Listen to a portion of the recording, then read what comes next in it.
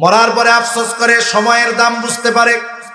তখন বলে, রব লাউলা আখরতানি ইলা আজালিন করিব, আমাকে যদি সামান্য সময়ের জন্য অবকাশ দেওয়া হইতো, আবার একটু দুনিয়ায় যাওয়ার সুযোগ দেওয়া হইতো। টাকা পয়সা তো দিছিলেন, দান সদকা করতাম, এমন নেক কাজ করতাম, সৎকর্মশীলদের অন্তর্ভুক্ত হয়ে যাইতাম। ওয়া আকুম মিনাস সালিহিন, একটু সময় দেন না, আবার একটু দুনিয়ায় যাই। বলেন তো, মৃত্যুর পরে ওই ব্যক্তি সময়ের মূল্য বুঝতে পারবে ঠিক, কিন্তু তাকে একটা মুহূর্ত সময় দেওয়া হবে নাকি? যেই জিনিসের জন্য মরা মানুষ আফসোস করতেছে, ওই জিনিস আমাদের কাছে এখন আছে। সেজন্য হায়াতকে আমরা ভালো কাজে ব্যয় করবো তো ইনশাআল্লাহ। ওয়াহিদুল মুজলিস থেকে বাঁচবো। 4 নাম্বার, ওয়াকুন্না নুকাদ্দিবু বিয়াউমিদ্দিন, ওরা বলবে আমরা কিয়ামতের দিবসকে অস্বীকার করতাম। এটা দুই ভাবে হতে পারে। একটা হলো অস্বীকারই করে, অবিশ্বাস করে, ওইটা বেঈমান, অনন্তকাল জাহান্নামী। আরেকটা হলো অবিশ্বাস করে না, কিন্তু কোনো সেদ বেদ নেই, মানে গাফেল, টেনশন নাই, কোনো বিশ্বাস করে কিন্তু ওই ব্যাপারে কোনো টেনশন নেই। এই বেটাও দীর্ঘকাল জাহান্নামের মধ্যে থাকবে। ওরা বলবে চলছে এভাবে দুনিয়া, হায়াত শেষ হয়ে গেল, হাত্তা আতানাল ইয়াকিন, দৃঢ় সত্যের আগমন ঘটল। দৃঢ় সত্য কি? ওই যে মৃত্যু, যেটার ব্যাপারে কারো ডাউট নাই, কোনো মতানৈক্য নাই, কোনো ইখতিলাফ নাই, সেই মৃত্যু চলে আসলো। মারা গেলাম, তাওবা করতে পারলাম না, ভালো কাজ করতে পারলাম না, এখন আমরা জাহান্নামের মধ্যে। আল্লাহ তাআলাও বলেন, এত কিছু জানিয়ে দিলাম সুস্পষ্ট ভাবে, এরপরেও যেহেতু তোমরা নিজেদেরকে পরিবর্তন করার চেষ্টা করো নাই, শুনে রাখো, ফামা তানফাউহুম শাফাআতুশ শাফিঈন, তোমাদের জন্য, তাদের জন্য কোন সুপারিশকারীর সুপারিশ গ্রহণ করা হবে না। সেজন্য সম্মানিত সুধী, জান্নাত জাহান্নাম বিষয়টা হলো, একটা মানুষ তো দুনিয়ায় থাকতেই অর্জন করে ফেলে। একজন কর্ম ভালো করে দুনিয়া থেকে জান্নাতের মালিক বনে যায়, আরেকজন মন্দ কাজ করে জান্নাতকে হারায়। এজন্য নবীজিও এক হাদিসের মধ্যে বলেন, আসলে চালাককে বলে যে অল্প দিনের হায়াত কাজে লাগিয়ে অনন্তকালের জান্নাতের মালিক হয়, আর বোকাকে বলে এই অল্প দিনের জিন্দেগি ভোগ করতে গিয়া জান্নাত হারায় জাহান্নামী হয়। ওই ব্যক্তি হলো সবচাইতে বোকা। এজন্য আমরা চালাক হব, অল্প হায়াত কাজে লাগিয়ে জান্নাতের মালিক হব, জাহান্নাম থেকে বাঁচবো। মৃত্যুর ফেরেশতা মালাকুল মাউত হাজির হয়ে যাবে, এক মুহূর্ত আগেও আসবে না, এক মুহূর্ত বিলম্বও করবে না। আল্লাহ তাআলা বলেন, ফাইদা জাআ আজালুহুম লা ইস্তাখিরুনা সাআতান ওয়া লা ইস্তাকদিমুন। আল্লাহ রাব্বুল আলামিন জানায় দেন, একেবারে যথা সময়ে মৃত্যু চলে আসবে, এক মুহূর্ত আগেও মৃত্যু হবে না, এক মুহূর্ত বিলম্ব হবে না। যখন আমার আপনার দেহ থেকে রূহটাকে মালাকুল মাউত বিচ্ছিন্ন করে ফেলবে, এই দেহটা অচল নিশ্চল হয়ে যাবে। আমাদের অঞ্চলে যখন মানুষ মারা যায়, মসজিদের মধ্যে ঘোষণা করে, অমুক এলাকার অমুক আজ বিকাল 5 ঘটিকার সময় ইন্তেকাল করিয়াছে, আগামী দিন সকাল 8টায় অমুক স্থানে তার জানাজা অনুষ্ঠিত হবে। অতএব সকল ধর্মপ্রাণ মুসলমানদেরকে উক্ত মারহুমের রূহের মাগফিরাত কামনায় তার জানাজায় শরীক হওয়ার জন্য বিশেষভাবে অনুরোধ করা গেল। এইরকম প্রচার আপনাদের অঞ্চলে করে না? এখন আমরা অনেকের ব্যাপারে এই খবরটা শুনি, একদিন আমার খবরও মানুষে শুনবে। এই খবর বলার সময় একটা শব্দ বলে ইন্তেকাল, এটা হলো আরবি শব্দ, অর্থ হলো স্থানান্তরিত হওয়া। কি বলে? বলে আব্দুর রহিম ইন্তেকাল করিয়াছে, তার মানে ওই রূহ, ওটা মূল, ওটার নামই হলো আব্দুর রহিম। কারণ রূহ যখন আমার আপনার দেহ থেকে বের হয়ে যায়, কেউ ওই নিষ্প্রাণ দেহটাকে নাম ধরে ডাকে না, ওটাকে তখন বলে লাশ। মানে যার মধ্যে কিছুই নাই, কি নাই, সব আছে, বলে আসলটাই তো নাই, রূহই তো নাই। তাহলে মূল কথা হলো, আমাদেরকে এই দুনিয়ার জগৎ থেকে স্থানান্তরিত হয়ে নতুন আর এক জগতে পদার্পণ করতে হবে, যেই জগতের নাম হলো আলমে বরজখ, লোকচক্ষুর অন্তরালের এক জগৎ। ওই জগৎটা কেমন? বলে দুনিয়ায় যার আমল যেমন, আলমে বরজখটা তার জন্য তেমন। দুনিয়ায় একজন ঈমান এনেছে, নেক আমল করেছে, ভালো কাজ করেছে, অবশ্যই তার আলমে বরজখটা তার জন্য শান্তির জায়গা হয়ে যাবে। আরেকজন দুনিয়ায় ঈমান আনে নাই, পাপাচারের মধ্যে লিপ্ত থেকেছে, গুনাহ করেছে, মন যা চায় তাই করেছে, বলে আলমে বরজখটা তার জন্য হয়ে যাবে কষ্টের। এই জন্য নবীজি সাল্লাল্লাহু আলাইহি ওয়াসাল্লাম জানায় দেন, আমাদেরকে যখন কবরস্থ করা হবে, কবরে রাখা হবে, আমাদের প্রত্যেককেই তিনটা করে প্রশ্ন করা হবে। এক নাম্বার প্রশ্ন, মার রব্বুক, তোমার রবকে। দুই নাম্বার প্রশ্ন, ওয়ামা দীনুক, তোমার দিন কি।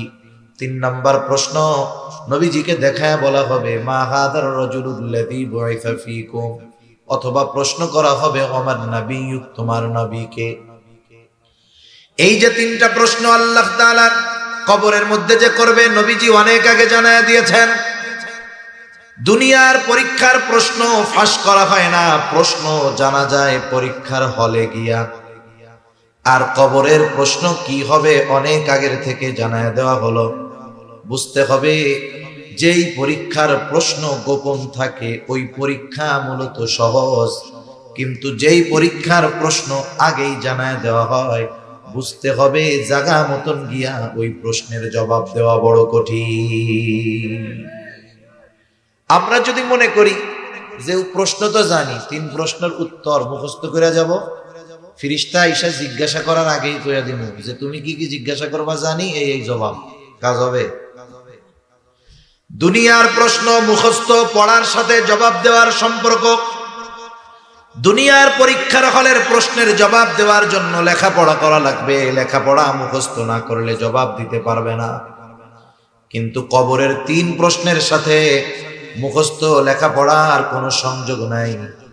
কবরের তিন প্রশ্নের জবাবের সাথে সম্পর্ক হলো আমলের সাথে।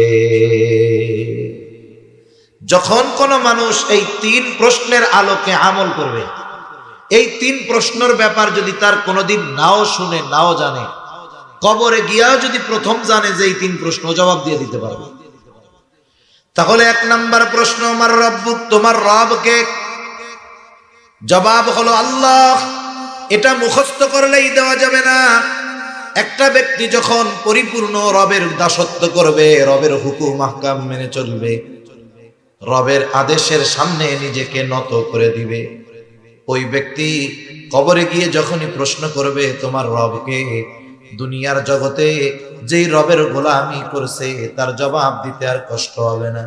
সে তার সাথে সাথে জবাবে বলবে আমার রব হলো আল্লাহ। দুই নাম্বার প্রশ্ন করবে তোমার দিন কি, তোমার জীবন ব্যবস্থা কি, তুমি যে দুনিয়ার হায়াত অতিবাহিত করেছো, কোন দর্শনের মতাদর্শের আলোকে তুমি তোমার জীবনকে পরিচালিত করেছো। একটা মানুষ যদি ইসলামের উপরে নিজেকে পরিচালিত করে, তাহলে লোকটা সহসাই জবাব দিবে আমার দিন হলো ইসলাম। সারা জিন্দেগি ইসলামের বিরুদ্ধাচরণ করে যতই মুখস্থ করে কবরে যাক না কেন, ওকে যখন জিজ্ঞাসা করা হবে ওমা দিনু, ওই দেশি কিন্তু জবাব দিতে পারবে না। ইসলামের উপরে যে চলবে সেই জবাব দিতে পারবে আমার দিন হলো ইসলাম।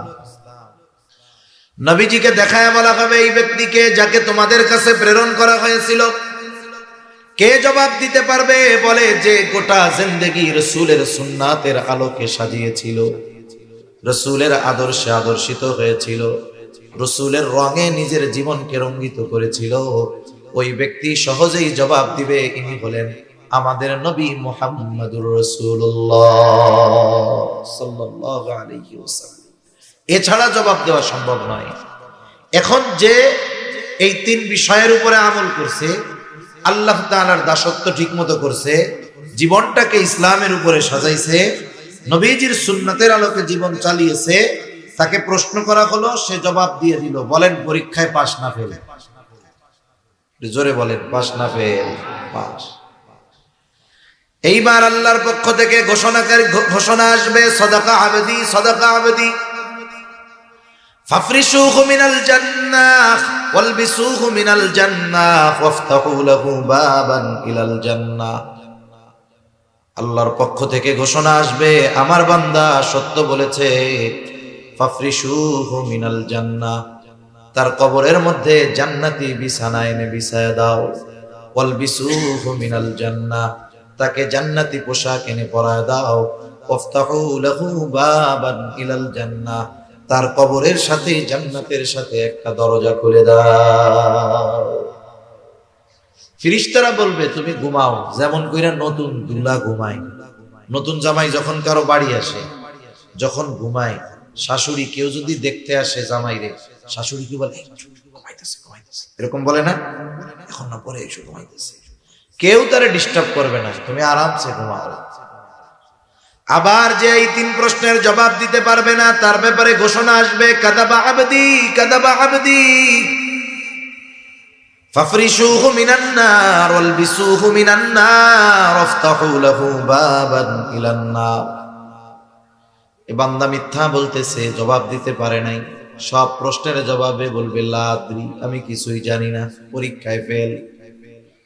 বলবে, জাহান্নাম থেকে আগুনের বিছানা এনে বিছায় দাও, জাহান্নাম থেকে আগুনের পোশাক এনে একে পরায় দাও, জাহান্নামের সাথে তার কবরের সাথে একটা দরজা খুলে দাও।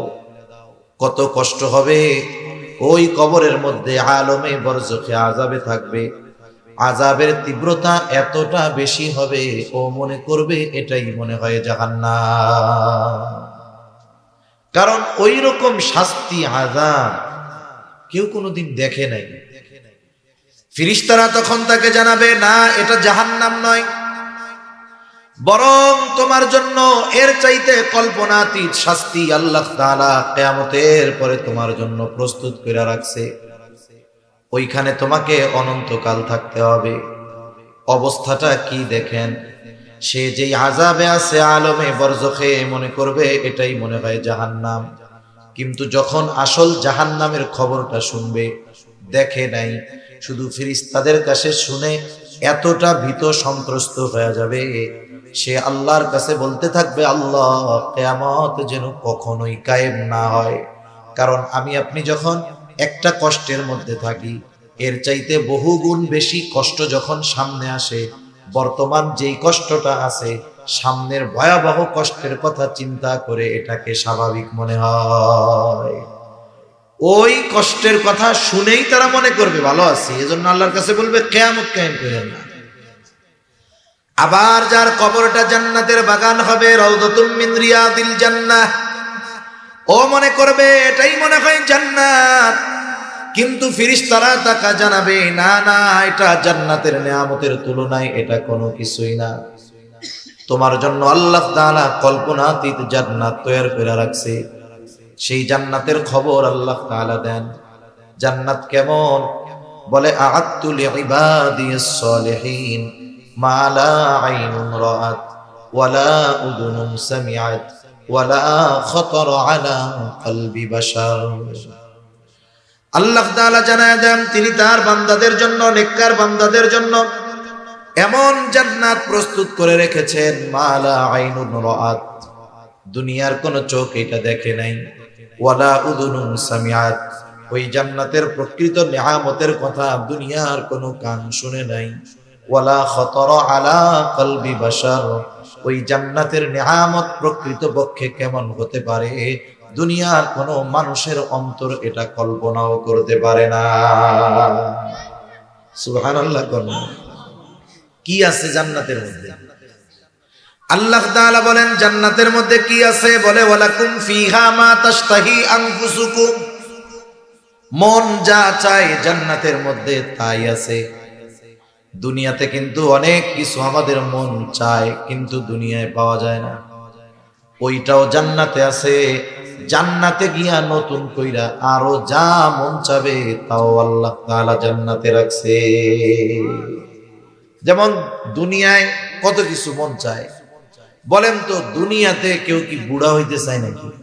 বৃদ্ধ হইতে চায়? কেউ চায় না, অধিকাংশ মানুষ চায় না। দেখবেন সেলুনে গেলে অনেক সময় দেখা যায় বুড়া মানুষ দাড়ি চুল পাইকে গেছে, যে চুল কাটে, ওরে বলে, তুই কি কলপ লাগাস রে, কয়দিন পরেই আবার সাদা হয়ে যায়।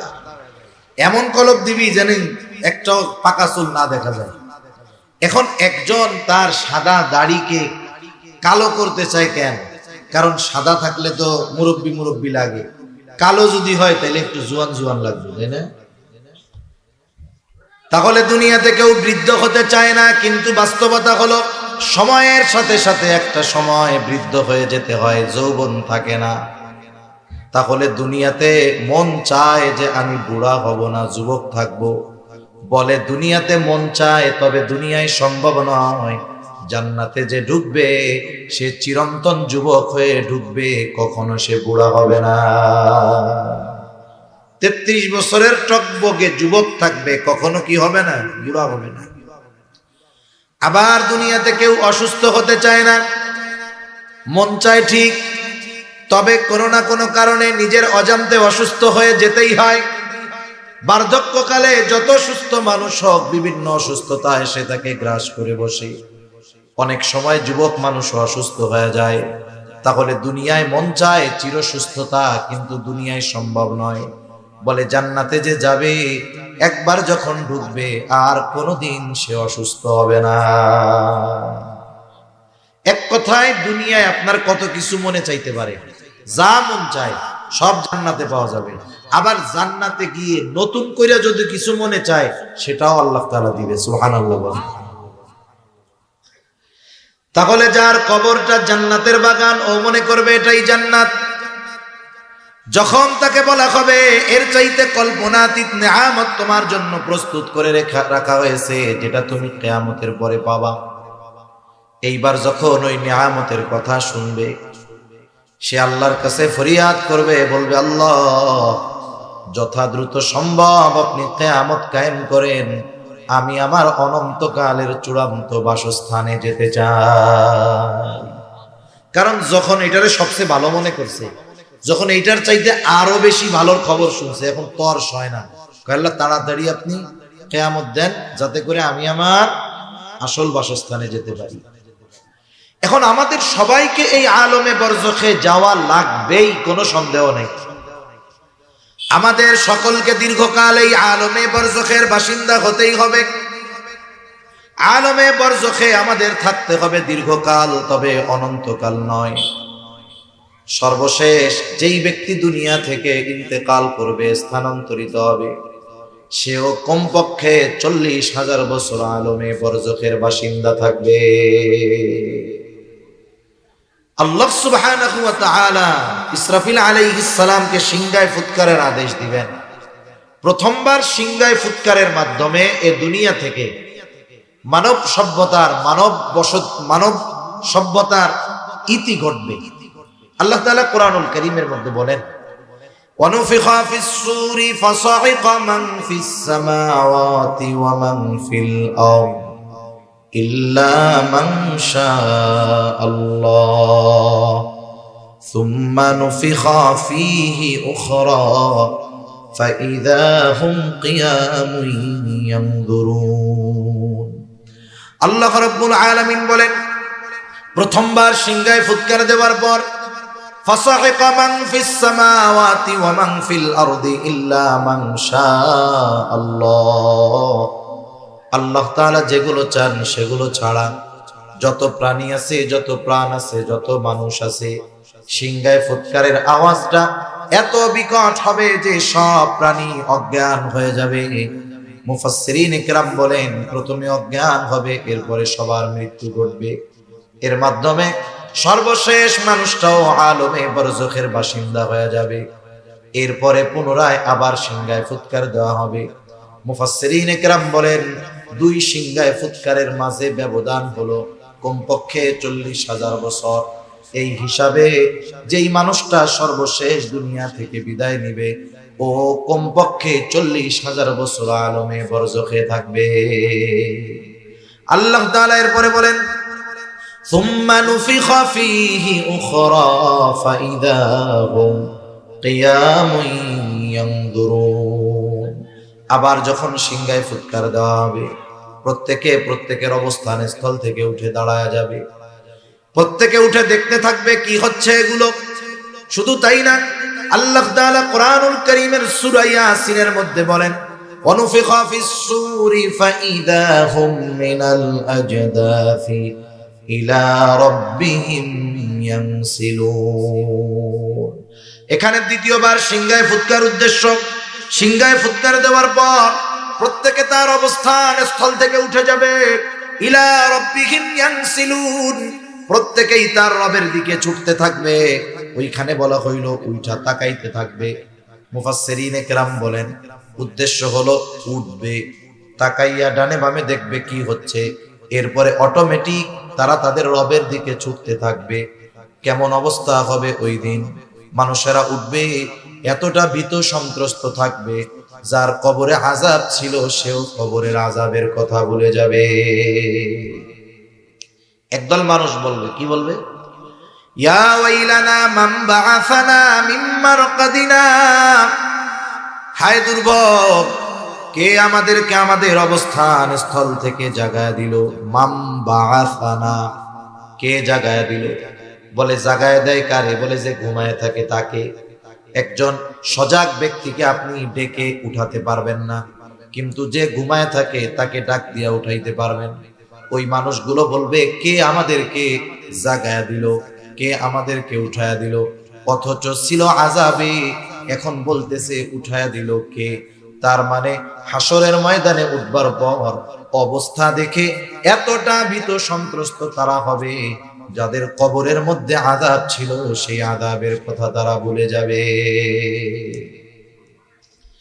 কেমন অবস্থা হবে নবীজি সাল্লাল্লাহু আলাইহি ওয়াসাল্লাম বলেন কিয়ামতের দিন সকলে বিবস্ত্র অবস্থায় উঠবে আয়েশা সিদ্দিকা রাদিয়াল্লাহু তাআলা আনহা জিজ্ঞাসা করেন ইয়া রাসূলুল্লাহ মানুষেরা বিবস্ত্র অবস্থায় উঠবে নারী পুরুষ সবাই বস্ত্রহীন থাকবে কেউ কি লজ্জা পাবে না একজন কি আরেকজনের দিকে তাকাবে না নবীজি জানায় দেন আয়েশা মানুষ এতটা চিন্তিত ভীত সন্ত্রস্ত থাকবে যে একজন আরেকজনের দিকে তাকানোর বিষয়টা চিন্তাও করবে না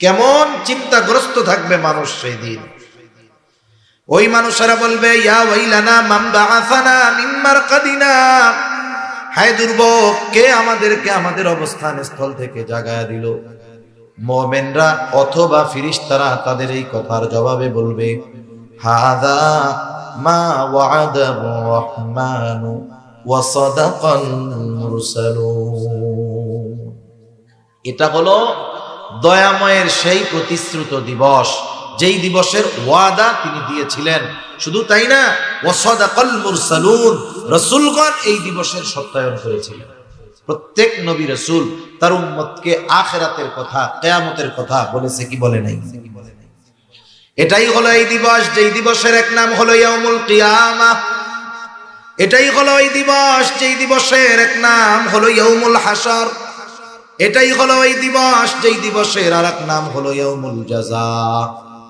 এটাই হলো সেই দিবস যেই দিবসের আরেক নাম হলো ইয়াউমুদ্দিন ইয়াউমুল হাসর একত্রিতকরণ দিবস পৃথিবীর শুরু থেকে নিয়ে শেষ পর্যন্ত যত মানুষ আছে ছিল আসবে সকলকে ওই দিন আল্লাহ তাআলা একত্রিত করবেন বলে ইয়াউমুল জাযা প্রতিদান দিবস ওই দিন আল্লাহ তাআলা প্রত্যেকটা মানুষের তার দুনিয়ার কর্মের পূর্ণ প্রতিদান দিবেন আল্লাহ তাআলা বলেন ওয়া ইন্নামা তুওয়াফাউনা উজুরাকুম ইয়াউমাল কিয়ামাহ ফামান যুহজিহা আনিন নার ওয়া উদখিলাল জান্নাতা ফাকাদ ফাজ আল্লাহ রাব্বুল আলামিন বলেন মানুষকে তার কর্মের পূর্ণ প্রতিদান দেওয়া হবে কিয়ামতের দিন মূল কথা হইল মানুষকে তার দুনিয়ার কর্মের পূর্ণ প্রতিদান আল্লাহ তাআলা কিয়ামতের দিন দিবেন দুনিয়ায় আল্লাহ তাআলা কোন মানুষকে তার ভালো কর্ম হোক আর মন্দ কর্ম হোক এর প্রতিদান পরিপূর্ণভাবে আল্লাহ তাআলা দুনিয়ায় দেয় না অনেক সময় অনেক মানুষ ভালো কাজ করে নেকের কাজ করে গুনাহ থেকে বেঁচে থাকে কিন্তু দেখা যায় দুনিয়ায় তার কষ্ট দূর হয় না আছে না এরকম মানুষ সে আফসোস করে যে দুনিয়ায় ভালো কাজ করি আমার কষ্ট আর যায় না আসলে বিষয়টা এমন নয় হয়তো আল্লাহ তাআলা দুনিয়াতে তার একটু কষ্ট রাখা আখিরাতে বেশি ভালো তাকে দিতে চায় ঠিক কি না বলেন আবার দুনিয়াতে অনেকে মন্দ কাজ করে, গুনার কাজ করে, ঘুরে ফিরে কি দেখা যায়? বলে যারা জুলুম করে, যারা অত্যাচার করে, দুর্নীতিবাজ, এরা বাঁচেও বেশি দিন, অসুস্থ সহজে হয় না, দুনিয়াতে এদের প্রভাব প্রতিপত্তিও বেশি থাকে। ঠিক কিনা বলেন? আমরা অনেক সময় আফসোস করি, আরে এত জুলুম করে, এটা মরেও না, কোনো আযাবও আসে না। জালেম যখন জুলুম করে, ওর জুলুমের মাত্রা বাড়ার দ্বারা আমরা তো আশাহত হই, কিন্তু আল্লাহ তাআলা জালেমকে বেশি জুলুম করার সুযোগ দেন কেন? কারণ ও যত বেশি জুলুম করবে, ওকে তত বেশি শাস্তি দেওয়া হবে। ঠিক কিনা বলেন? মূলত ওর শাস্তি বেশি দেওয়ার জন্য ওকে জুলুম করার সুযোগ আল্লাহ তাআলা দেয়। এজন্য যখন কোনো পাপাচারী জালেম সে দীর্ঘ হায়াত পায়, সুস্থ থাকে, এটারে নেয়ামত মনে করার সুযোগ নেই। কিন্তু জালেমরা কিন্তু নেয়ামত মনে করে। ও অসুস্থ হয় না, পাপ করতেছে, আবার ভালোই আছে, ও মনে করে আল্লাহ মনে করে খুব ভালোবাসে। আসলে কি বিষয়টা তাই? তাইলে তো আল্লাহর কাছে প্রিয় এক বান্দা ফেরাও, 400 বছর তার সর্দি টর্দি কিচ্ছু লাগে নাই, তাহলে বড় বুজুর্গ হয়ে যেত না? কিন্তু আল্লাহ তাআলা ওরে সুযোগ দিছে কেন? শাস্তি বেশি দেওয়ার জন্য। দুনিয়াতে এই জন্য যারা জালেম আছে, আমরা যত দেখি না কেন, মনে করি না কেন যে আল্লাহ তাআলা এদেরকে ছাড় দেয়, আসলে তা না, ছেড়ে দেবেন তা না। আল্লাহ তাআলা দুনিয়াতে পাপ করার সুযোগ দিবেন যাতে আখিরাতে শাস্তি বেশি বেশি দিতে পারে। আবার এই যে দুনিয়ায় যারা নেকের কাজ করতেছে, মূল প্রতিদান আল্লাহ তাআলা আখিরাতে দিবে। এই জালেমের জুলুমের যেই মূল প্রতিদান, পূর্ণ প্রতিদান আল্লাহ তাআলা তাকে আখিরাতে দিবে। দুনিয়ায় তো অনেক মানুষ এমন হবে, যেমন দোয়ার কথা বুজুর্গানে দিন বলেন, একটা মানুষ যখন দোয়া করে, দোয়ার প্রতিদান আল্লাহ তাআলা 3 ভাবে দেয়। দোয়া কবুলের কিছু শর্ত আছে, শর্তগুলো ঠিক রেখে যদি সে দোয়া করে, যেমন হারাম খায় না, অন্যেরটা মেরে খায় না, অসম্ভব কিছু আল্লাহর কাছে চায় না। যেমন কেউ যদি আল্লাহর কাছে এই দোয়া করে যে আল্লাহ আপনি তো নূহ আলাইহিস সালাম রে 950 বছর হায়াত দিয়েছেন, আমারে বেশি না 500 বছর দিলে হবে। এই দোয়া কি করা যাবে নাকি? কারণ নবীজি জানিয়েছেন আমার উম্মতের গড় আয়ু হলো 60 থেকে 70। এই জায়গায় আপনি কেন 500 বছর চাইবেন? এজন্য এমন কিছু না চাওয়া যেটা আল্লাহ দিবেন না। এই বিষয়গুলো, কিছু বিষয় আছে, ঠিক রেখে যদি আল্লাহর কাছে দোয়া করা হয়, তাহলে ওই ব্যক্তির দোয়া কবুল হয়, কোনো সন্দেহ নেই। তবে দোয়ার প্রতিদান আল্লাহ তাআলা 3টা স্তরে দেন। কয় স্তরে? প্রথম হলো দোয়া করার সাথে সাথেই আল্লাহ তাআলা কবুল করেন। আপনি আমি আমার আপনার জীবনের অনেক দোয়া আছে যে নগদে করছি, আল্লাহ তাআলার কাছে কবুল হয়ে গেছে। এইরকম নজির আপনি অনেক পাবেন। কথার কথা মনে করেন, একটা উদাহরণ দেই। গভীর রাত আপনার বাবা, আপনার মা অথবা সন্তান অসুস্থ হয়ে গেছে, রাত বাজে 3টা 4টা, রোগী হসপিটালে নিয়ে যেতে হবে। আপনি যখন এখান থেকে, ঘর থেকে বের হবেন, স্বাভাবিক 2টা 3টার সময় কোনো ধরনের গাড়ি না পাবেন না, এটাই স্বাভাবিক। ঠিক কিনা বলেন? কিন্তু গাড়ি তো প্রয়োজন। আপনি যখন ঘর থেকে বের হবেন, হয়তো হাত উঁচু করবেন না, কিন্তু অন্তরে অন্তরে আল্লাহর গাড়ি মিলা যাইতো, কতই না ভালো হইতো। গেট খোলা বাহির হইলেন, দেখলেন যে একটা সিএনজি আপনার সামনে আইসা হাজির। কিরে ভাই কই যাবা? বলে চিটাগাং মেডিকেলে যাব, ওইখান থেকে একজন লোকরে আনতে হবে। তখন আপনি বলবেন কি যে দাঁড়াও, আমার একজন রুগী আছে, সেও যাবে। একটু চিন্তা করেন, আপনি মনে করতেছেন এটা সাধারণ বিষয়। না না, ওই যে বের হওয়ার সময় অন্তরে আল্লাহর কাছে দোয়া করেছেন, ওইটা আল্লাহ তাআলা নগদেই কবুল কইরা নিছে। এরকম 1টা 2টা না, আপনি আমি যদি খেয়াল করি, আমার আপনার জীবনে হাজার হাজার দোয়া আছে যেটা আল্লাহ নগদে দিয়েছেন।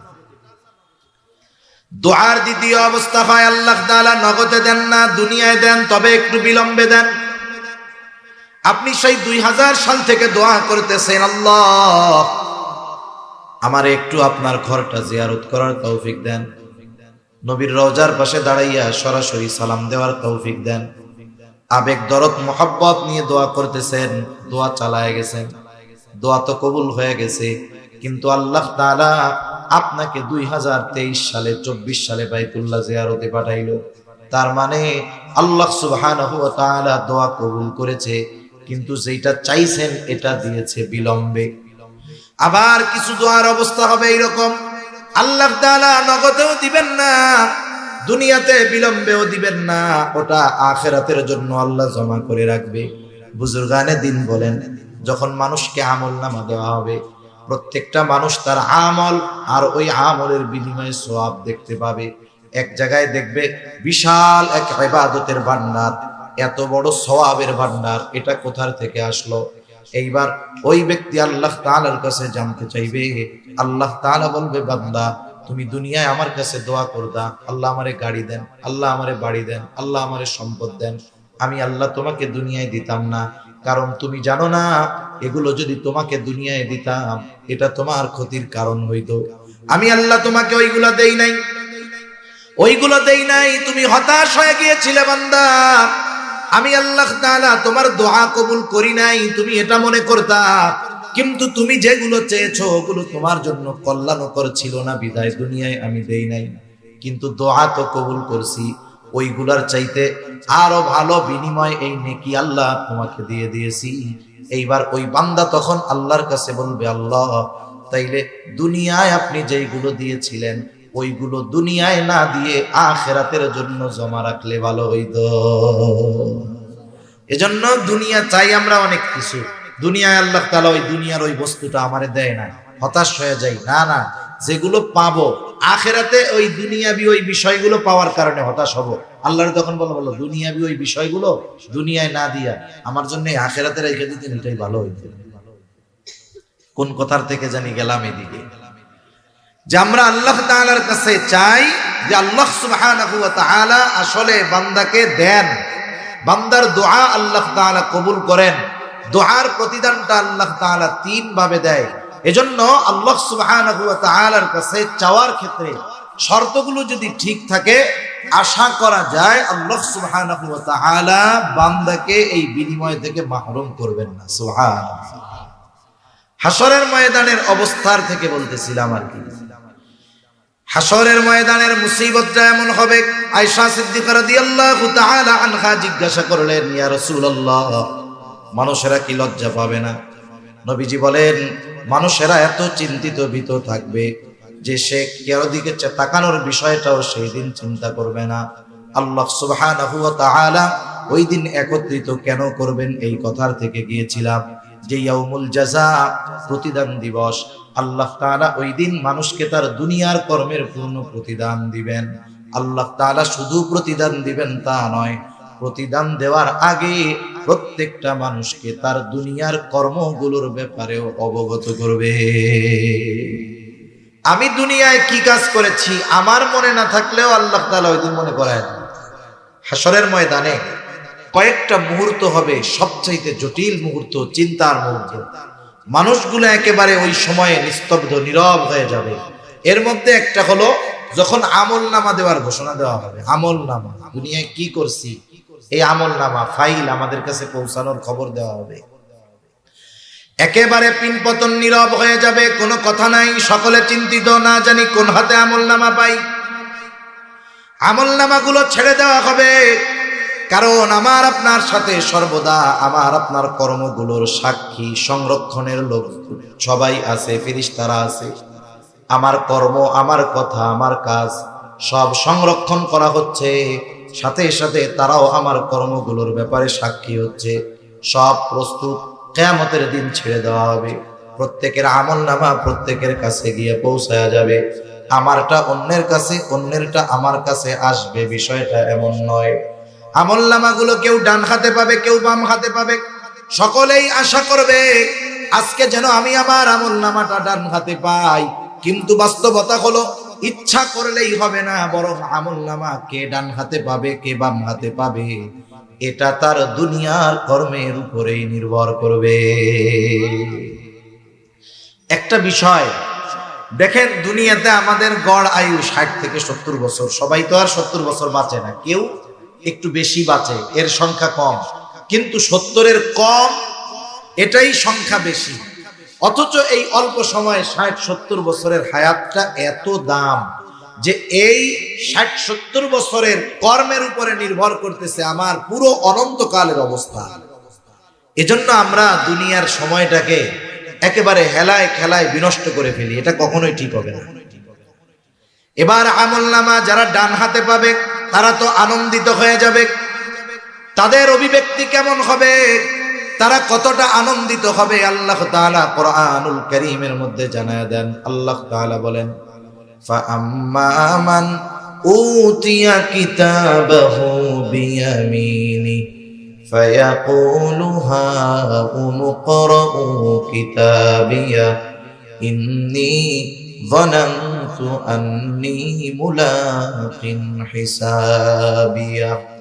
যারা ডান হাতে আমলনামা পাবে ওরা এতটা আনন্দিত হবে, মানুষদেরকে ডেকে ডেকে বলবে, হা উমকরাউ কিতাবিয়া, এই তো আমার কিতাব, এই তো আমার আমলনামা, তোমরা পড়ো আমার কিতাব, পড়ো আমার আমলনামা।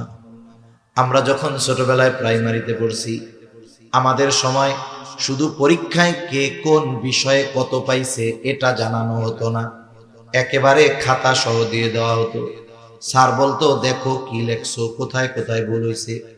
আবার বলতো, খাতা বাসায় নিয়ে যাবা, আব্বা আম্মাকে দেখাইয়া সিগনেচার করে আনবা।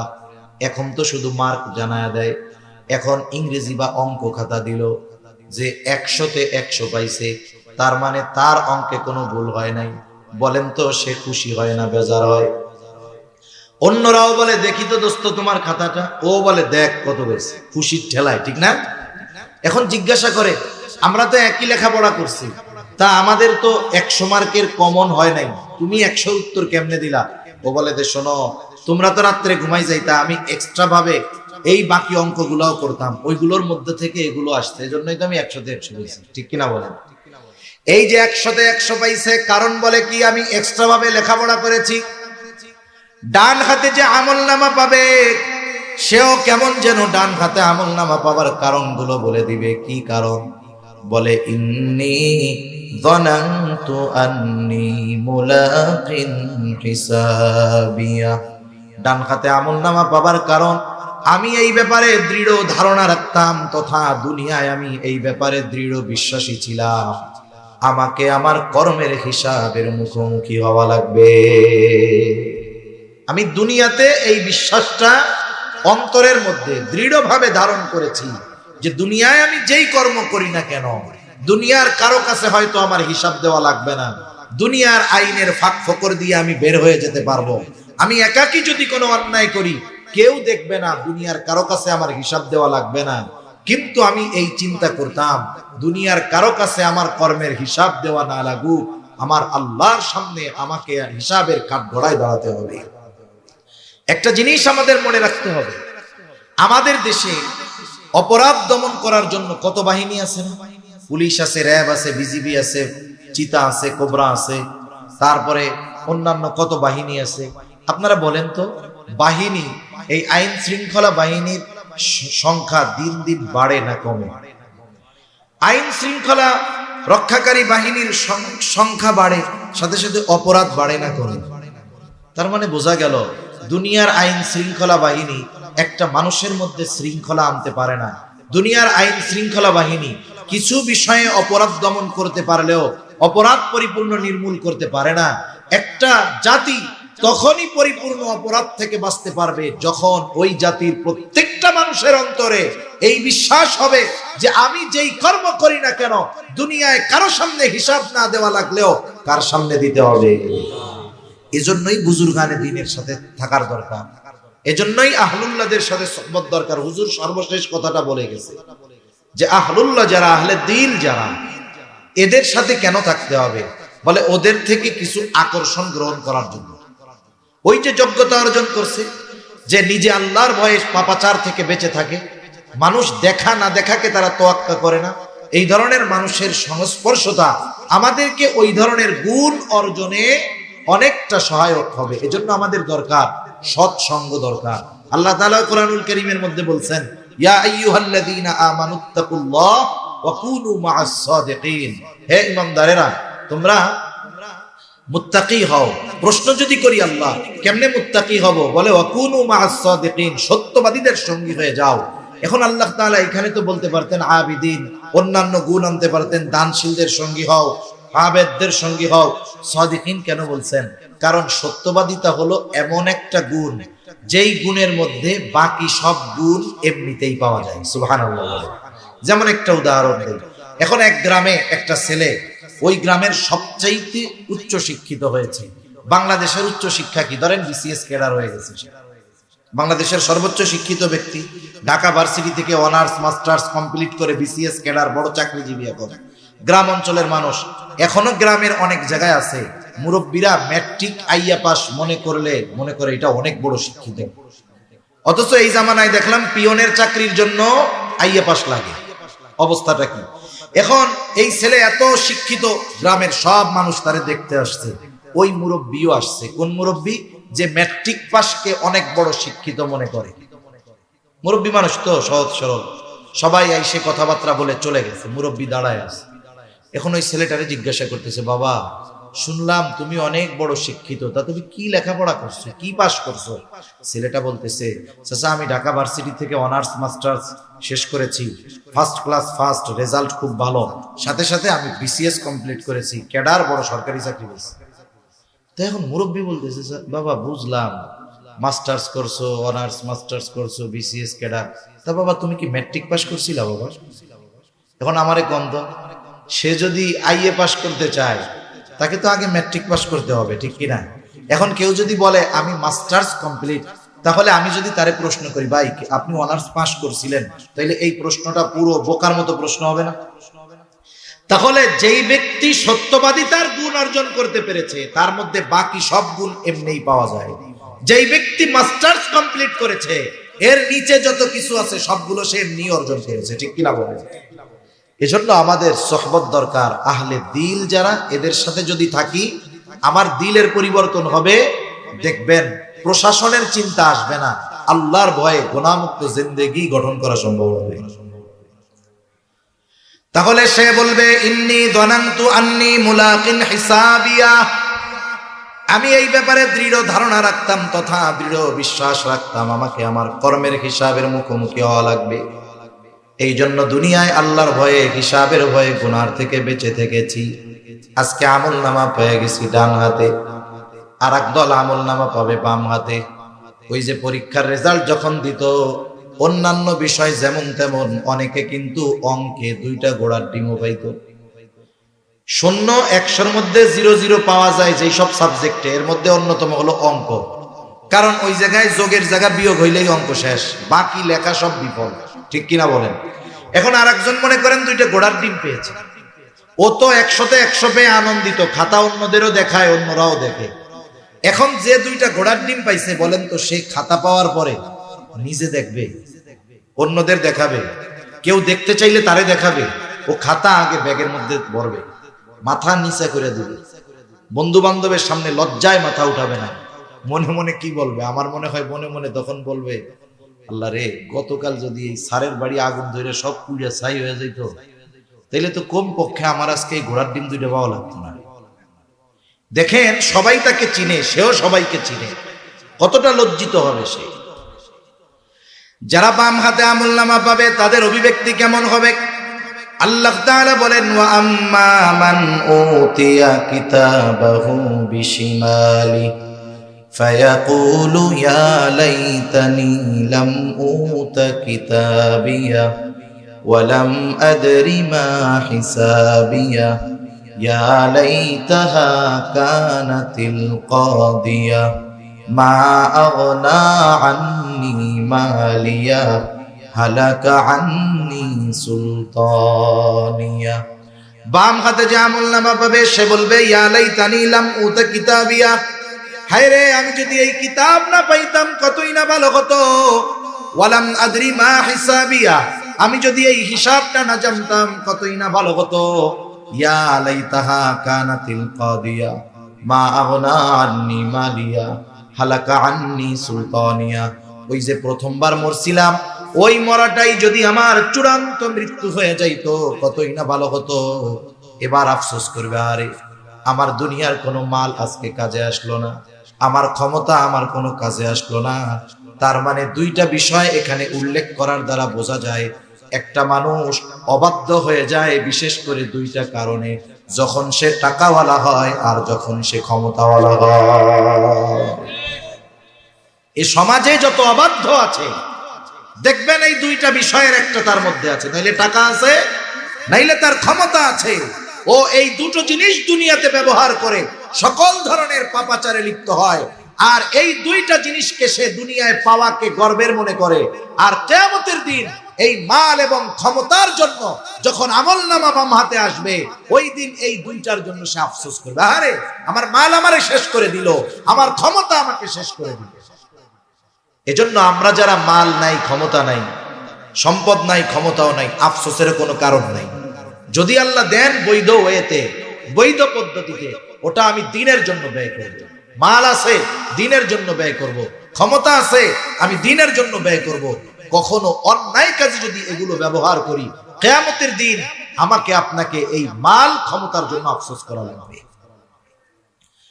এখন আসেন মূল কথা, যেই আয়াতগুলো তিলাওয়াত করলাম। আল্লাহ তাআলা বলেন, কুল্লু নাফসিন বিমা কাসাবাত রহিনা। প্রত্যেকটা মানুষ তার কর্মের কারণে আবদ্ধ থাকবে।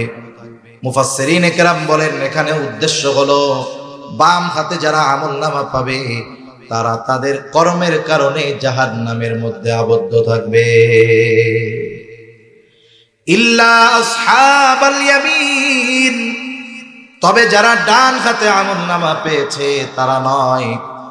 কারণ ডান হাতে যারা আমলনামা পাবে ঠিকানা হলো জান্নাত। এইবার জান্নাতি জান্নাতের মধ্যে, জাহান্নামী জাহান্নামের মধ্যে। জান্নাতে যাওয়া আর আগ পর্যন্ত জান্নাতীর টেনশন থাকবে, পেরেশানি থাকবে, কিন্তু জান্নাতে যাওয়ার পরে আর কোনো টেনশন থাকবে না।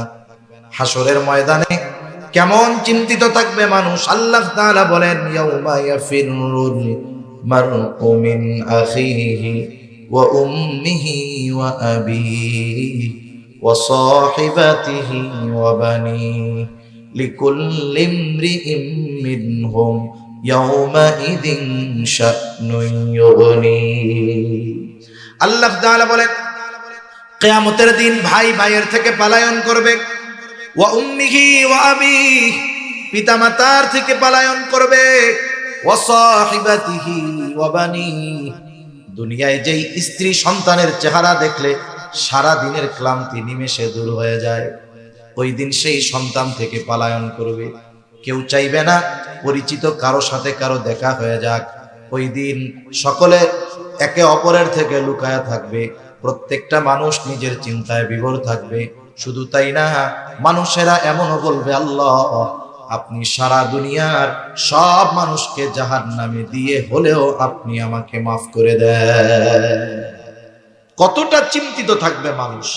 কিন্তু ওই মানুষটা যখন জান্নাতে যাবে, হাসরের ময়দানে কাউকে চিনতে পারবে না বা চিনবে না, কিন্তু জান্নাতে যাওয়ার পরে কাউকে সে ভুলবে না। দুনিয়ায় যার সাথে একদিন দেখা হইছে তাকেও জান্নাতে গিয়ে খুঁজবে। কিন্তু বলেন তো, জান্নাতে গিয়ে সে সবাইকে খুঁজবে ঠিক, কিন্তু সব পরিচিত মানুষকে সে কি জান্নাতে পাবে? পাবে না। তাফসীর ইবনে কাসির সহ পৃথিবীর সব প্রসিদ্ধ তাফসীরের মধ্যে এসেছে যে আল্লাহ তাআলা জান্নাতি আর জাহান্নামীদের মধ্যে দেখা কথাবার্তার ব্যবস্থা করে দিবেন। এই যে জান্নাতি খুঁজতেছে মনে মনে, আল্লাহ তাআলা জানেন কি জানেন না, এখন দেখার ব্যবস্থা করে দিবে। যাদের খুঁজতেছো এরা কই একটু দেখো। জান্নাতি জাহান্নামীকে দেখবে। যদি বলেন কেমনে দেখবে, প্রযুক্তির এই জামানায় বোঝানো সহজ। আপনি তো আপনার বাসী ভাইটাকেও বাংলাদেশে বসে একেবারে কি করতেছে, কি খাইতেছে সব দেখেন। যে আল্লাহ মানুষকে এই বুদ্ধি দিলেন, ওই আল্লাহ জান্নাতীদেরকে জাহান্নামীদেরকে দেখাবেন, এটা আল্লাহর জন্য কোনো ব্যাপারই না। জান্নাতি জাহান্নামের দিকে তাকায় দেখবে, আরে জাহান্নামের মধ্যে তার অনেক আপনজন, প্রিয়জন, বন্ধু বান্ধব, আত্মীয় স্বজন কঠিন শাস্তি ভোগ করতেছে। এই দৃশ্যটা দেখবার পর ওই ব্যক্তি, জান্নাতি ব্যক্তি আল্লাহর দরবারে কৃতজ্ঞতার মাত্রা বাড়ায় দিবে। বলবে, আল্লাহ আপনি যদি আমার প্রতি দয়া না করতেন, হয়তো আজকে আমাকেও ওদের সাথে জাহান্নামে থাকা লাগতো। আবার জাহান্নামীও জান্নাতীকে দেখতে পাবে। জান্নাতীকে দেখবার পর সে দেখবে জান্নাতের মধ্যে তার অনেক আপনজন, প্রিয়জন, বন্ধু বান্ধব, আত্মীয় স্বজন। জান্নাতী নাজ নেয়ামত ভোগ করতেছে আর সে কঠিন আযাবের মধ্যে আছে। এই দৃশ্যটা দেখবার পর তার আফসোসের কারণ হবে, আফসোস হবে, আফসোস। আর ওই আফসোস তার যন্ত্রণা বৃদ্ধির কারণ হবে। কিসের আফসোস হবে? দুনিয়াতে একই বাজারে ব্যবসা করে, একই মাঠে খেলাধুলা করে, একই স্কুলে লেখাপড়া করে, সব সময় একসাথেই থাকে। কিন্তু একজন নামাজে যায় আর একজন নামাজে যায় না, আছে না নাই এরকম? এখন নামাজি বন্ধু তো জান্নাতে, বেনামাজিটা জাহান্নামে। ও এখন যখন তাকায় দেখবে বন্ধু জান্নাতের নিয়ামত ভোগ করে, তখন আফসোস করবে কি, হায় রে, দিনের 18 ঘন্টা বন্ধুর সাথে থাকতাম, এই নামাজ পড়তে যাই তো সর্বোচ্চ 5 ওয়াক্ত মিলাইয়া 1 ঘন্টা, আরে এই 1 ঘন্টা সময় যদি ওর সাথে থাকতাম তাহলে আজকে আমি ওর সাথে জান্নাতে থাকতে পারতাম। আফসোস এটা কষ্টের কারণ হয়, আফসোসের কারণে বাড়ি ব্যথা, এটা অন্য না, এটা হৃদয়ের ব্যথা, এটা আরো কষ্টের বেশি। যেমন আমি একটা উদাহরণ দিই যে আসলে কেমনে ব্যথাটা আসে। উদাহরণটা মনে করেন একজন অপরিচিত ব্যক্তি যাকে আপনি জীবনেও দেখেননি, সে আপনাকে একটা বকা দিছে। স্বাভাবিক কেউ যদি আমারে আপনারে বকা দেয় খারাপ লাগবে কি লাগবে না, কিন্তু সে যেহেতু অপরিচিত একবার দিয়ে চলে গেছে, 2-1 ঘন্টা পরে ওইটা আমার আর মনে থাকবে, স্বাভাবিক হয়ে যাবে। ওই একই বকাটা, একই শব্দটা যদি আপনার কোনো বন্ধু আপনাকে দেয়, বলেন তো আগে অপরিচিত লোক বকা দেওয়ায় যেই কষ্ট পেয়েছেন, বন্ধু দেওয়ার পরে কষ্ট বেশি লাগবে না কম লাগবে? আবার হুবহু ওই শব্দটা যদি আপনার সন্তান আপনার ব্যাপারে ব্যবহার করে, বলেন তো কষ্ট আগের চাইতে বেশি লাগবে নাকি কম লাগবে? শব্দ এক, শুধুমাত্র ব্যক্তির পরিবর্তনের কারণে একটা সময় যদি সন্তান ওই শব্দটা বাবার জন্য বলে, ওই কথাটা কথা থাকবে না, বিষাক্ত তীর হয়ে বাবার বুকের মধ্যে বদ্ধ হবে। শব্দ এক, শুধুমাত্র ব্যক্তির পরিবর্তনের ক্ষেত্রে ওই শব্দের আঘাত কঠিন থেকে কঠিনতর হয়ে যায়। এজন্য তাদের আফসোস কষ্ট বৃদ্ধির কারণ হবে, আফসোস করবে, কেন গেলাম। আল্লাহ তাআলা শুধু দেখা নয়, উভয় দলের মধ্যে কথাবার্তার ব্যবস্থা করে দিবে। আল্লাহ তাআলা বলেন, ফি জান্নাতিন ইয়াতাসাআলুনা আনিল মুজরিমিন। জান্নাতীরা পরস্পর মুজরিমদের কাছে জানতে চাইবে, প্রশ্ন করবে, মা সালাকাকুম ফি সাকার, কোন কারণে তোমরা সাকারের অধিবাসী হইলা, কোন কারণে তোমরা জাহান্নামী হইলা। এইবার তাদের এই প্রশ্নের জবাবে জাহান্নামীরা তাদের জাহান্নামে যাওয়ার কারণ বলবে। 1 নাম্বার কারণ বলবে, ক্বালু লাম নাকু মিনাল মুসাল্লিন। 1 নাম্বার কারণ আমরা জাহান্নামে আসার যে আমরা মুসল্লি ছিলাম না। মুসল্লি কাকে বলে? বলে সপ্তাহে 1 দিন মসজিদে হাজিরা দিলে কিন্তু সে মুসল্লি নয়। আমাদের ঢাকা শহরে 10 তলা মসজিদও আছে, জুমার দিন 10 তলা ভরে যায়, ওই বিল্ডিং এর ছাদটাও ভরে যায়, মসজিদের ছাদ। এরপরে সামনের যেই রাস্তা, 10 তলা বিল্ডিং, মসজিদের মধ্যে যত মানুষ, রাস্তায় তার চাইতেও বেশি। প্রত্যেকটা মহল্লার মসজিদের মধ্যে এই অবস্থা। চিন্তা করে দেখেন এত নামাজি আসছে কোথার থেকে? অবশ্যই ওই মহল্লার মধ্যে এত মুসলমান আছে বিধায় এত মানুষ, ঠিক কিনা গো? আফসোসের ব্যাপার, যেই মহল্লার 5 তলা 7 তলা 10 তলা মসজিদ, জুমার দিন লোক ধরে না, রাস্তাও ভরে যায়, ওই মহল্লার ওই মসজিদে জুমার দিন বিকাল বেলায় আসরের নামাজ, নিচের কাতার গুলো ভরে না, ঠিক কিনা গো? তাহলে সপ্তাহে 1 দিন মসজিদে হাজিরা দিলে সে মুসল্লি নয়। মুসল্লি হলো সে শত ব্যস্ততা থাকার পরেও যেই লোকটা কখনো নামাজ বাদ দেয় না। আর আসল মুসল্লি যে, সে যে কর্মেই ব্যস্ত থাক, তার অন্তর মসজিদের সাথে একটা কানেকশন থাকে। হাদিসের মধ্যে আসছে কিয়ামতের দিন সূর্যতে একেবারে কাছে থাকবে। সূর্য এখন 9,30,00,000 মাইল দূরে। বিজ্ঞান বলে সূর্যের শীতল দিক যেটা, সেটা পৃথিবীর দিকে দেওয়া। তাই এই সূর্যের তাপ গরমের দিন আমাদের দেশে সহ্য করা কত কষ্ট। ওই সূর্যটা কিয়ামতের দিন একেবারে কাছে থাকবে এবং গরম দিকটা হাসরবাসীর দিকে থাকবে। নবীজি বলেন ওই দিন কোথাও কোনো ছায়া থাকবে না আরশের ছায়া ছাড়া। আরশের ছায়ায় 7 শ্রেণীর মানুষ স্থান পাবে। নবীজি বলেন এই 7 শ্রেণীর মধ্য থেকে 1 শ্রেণী, রাজুলুন কলবুহু মুআল্লাকুন ফিল মাসাজিদ। ওই ব্যক্তি আরশের ছায়ায় স্থান পাবে যার অন্তর সর্বদা মসজিদের সাথে লাগানো থাকতো। সে মসজিদে থাকতো তা নয়, বরং তার অন্তর মসজিদের সাথে লাগানো থাকতো। আপনাদের এলাকায় অনেক যুবক, অনেকে আছে না প্রবাসে আছে না বিদেশে, মাঝে মধ্যে দোস্তরে ফোন দেয়, মার কাছে ফোন দেয়, ভাইয়ের কাছে ফোন দেয়, ফোন দিয়ে কি বলে, যায় রে আমার দেহটা পড়ে রয়েছে সৌদি আরব, কিন্তু আমার মনটা তো বাসার মধ্যে পড়ে রয়েছে। আমার দেহটা সৌদি, কিন্তু আমার মন কোথায়? বলে মন তো আমার বাড়িতে পড়ে রয়েছে। একজন মুসল্লি সে যেখানেই যাক না কেন, কর্ম করে যা করে করুক, তার মন পড়ে থাকে মসজিদের সাথে। এজন্য সে যেখানেই যাক, যখনই নামাজের সময় হয়, সব ব্যস্ততাকে উপেক্ষা করে সে আগে মসজিদে গিয়ে হাজিরা দেয়। ঠিক কিনা বলে? নাইলে তার অন্তরের মধ্যে প্রশান্তি আসে না। এখন আমাদের সমাজে মানুষ নামাজ পড়ে না, এ সংখ্যাটাই বেশি। 5 ওয়াক্ত নামাজ না পড়ার সংখ্যাই বেশি। এখন কেন পড়ে না? না পড়ার যে কারণগুলো, এর মধ্যে অন্যতম একটি কারণ, মানুষ রুজি রোজগার করতে গিয়া নামাজ পড়ার টাইম পায় না। সিএনজি ওয়ালাকে জিজ্ঞাসা করেন নামাজ পড়ো না কেন? বলে আমি তো গাড়ি চালাইয়াই শেষ করতে পারি না, নামাজ পড়বো কোন সময়? আপনি চাকরিজীবীকে জিজ্ঞাসা করেন নামাজ পড়তে পারো না কেন? বলে ডিউটি করেই শেষ করতে পারি না, নামাজ পড়বো কোন সময়? ব্যবসায়ীকে জিজ্ঞাসা করেন নামাজ পড়ো না কেন? বলে ব্যবসার ব্যস্ততা, কাস্টমারের চাপ, নামাজ পড়ার টাইমই পাই না। এইরকম কথা বলনেওয়ালা লোক সমাজে আছে না নাই? আপনাদের জিজ্ঞাসা করি, এই যে মানুষ কর্ম করে, পরিশ্রম করে, অবশ্যই শখে করে না, করে রিজিকের জন্য। ঠিক কিনা বলেন? জীবন উপকরণের জন্য করে। এখন যেই রিজিক উপার্জন করতে গিয়ে নামাজ পড়ার সুযোগ পায় না, টাইম পায় না, একটু বুঝে থাকলে জবান খুলে জবাব দিবেন। বলেন তো, মানুষগুলো যেই রিজিক অর্জন করতে গিয়ে নামাজ পড়ার টাইম পায় না, সেই রিজিকের মালিক কে?